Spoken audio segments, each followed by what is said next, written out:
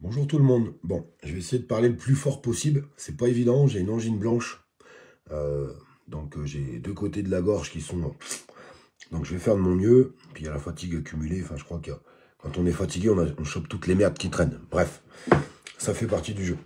J'ai une assistante maternelle qui vient de m'envoyer un message. Je savais qu'il pouvait aller loin, mais aussi loin que là. Enfin, j'arrive pas à comprendre. Et on voit que c'est le début de quelque chose de nouveau qui est en train de démarrer là. On entendait parler des coupures de 2 heures, de 3 heures, de 4 heures. Eh ben, je voudrais que vous regardiez ce message. J'ai vérifié, c'est bien le numéro, tout. Enfin, il y a un truc qui me choque. Moi, il y a un truc qui me choque amplement. Je vais vous demander de partager un petit peu ces choses-là, puisque la page, en plus, comme par hasard, hein, vient de se refaire censurer pendant 7 jours de visibilité, machin, bidule. Alors, je compte sur vous pour appuyer sur ce petit bouton partage. Voilà ce que je reçois. Enfin, une assistante maternelle qui m'envoie ça. Assistante maternelle en plus, donc. Tu m'étonnes qu'elle soit choquée et inquiète, elle bosse chez elle. Elle garde des enfants. Elle reçoit un texto, Inédit.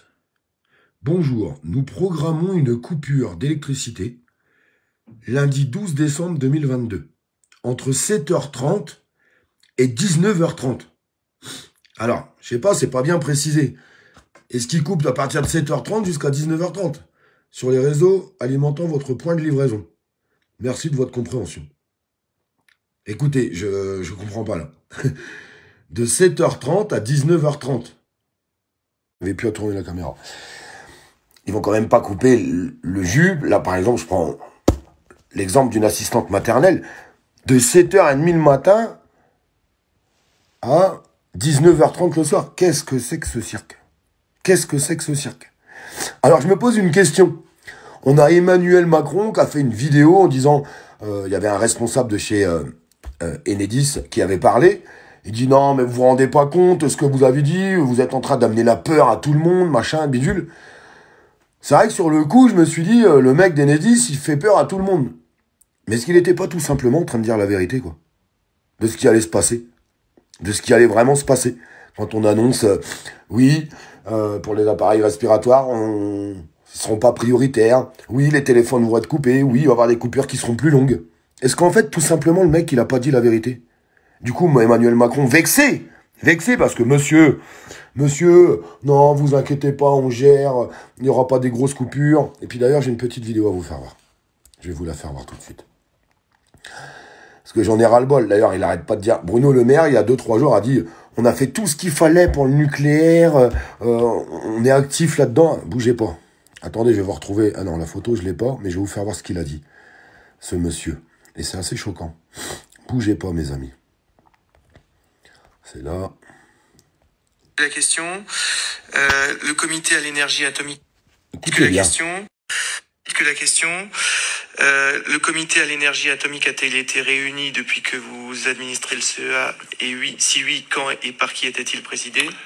Oui, mai 2019, le Premier ministre était Édouard Philippe, qui a présidé en personne.